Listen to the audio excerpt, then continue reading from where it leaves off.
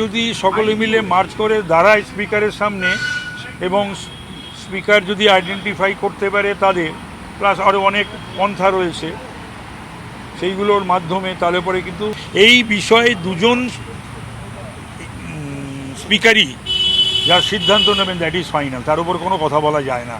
সেটা পার্লামেন্টের স্পিকার ওম বিড়লাজি এবং আমাদের পশ্চিমবাংলার স্পিকার যিনি আছেন তিনিও যে সিদ্ধান্ত নেবেন দ্যাট ইজ ফাইনাল। আমার কি দরকার, ভুল করলাম কে গ্রহণ করলে আমার কি, অভিষেক কে গ্রহণ করলে আমার কি, তো মহামুশকিল।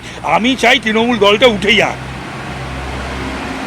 সে কল্যাণ থেকে উঠে যাক, অভিষেক থেকে উঠে যাক। এটা বহুদিন ধরে শুনছি, বঙ্গবাসী অপেক্ষা করছে এবং এত কিছু করার বলার পরে, এত স্ক্যাম করাপশানের মধ্যমণি হওয়া সত্ত্বেও তার এখনও কেন জেলযাত্রা হচ্ছে না, এটাই প্রশ্ন পশ্চিমবাংলার 10 কোটি মানুষের।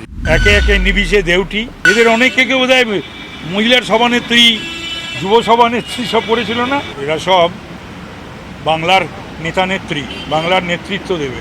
মমতা ব্যানার্জিকে কত ভালোবাসতো তার ভাই বোনেরা, নায়ক নায়িকারা, গায়ক গায়িকারা সব পালিয়ে গেছে। তো এদের নিয়ে রাজনীতি করলে যা হয় তাই হবে, তাই হচ্ছে। বহুদিন বহুবার অনেকেই বলেছি, কেউ সাহস করেনি, সেটা আলাদা কথা। কিন্তু আমি এই সমস্ত এমপি করা, এদেরকে এমএলএ করা, এদের মন্ত্রী করা, এদের রাজ্যসভায় পাঠানো, এইসব নিয়ে আমি বোধহয় 200 বার বলেছি। এটা দরকার ছিল, এটা ঠিকই হয়েছে।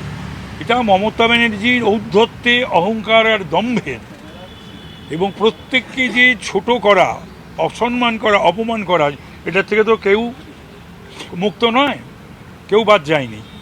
তো এখন সেটা পাচ্ছে। ওকে মনে হয় বোধহয় ওরা নেবে না, ওই যারা সই করে দিয়েছে, মনে হয় ওরা নেবে না। যে কেন বোঝা বইবে বিজেপির কি কোনো প্রয়োজন পড়েছে নাকি বোঝা বওয়ার?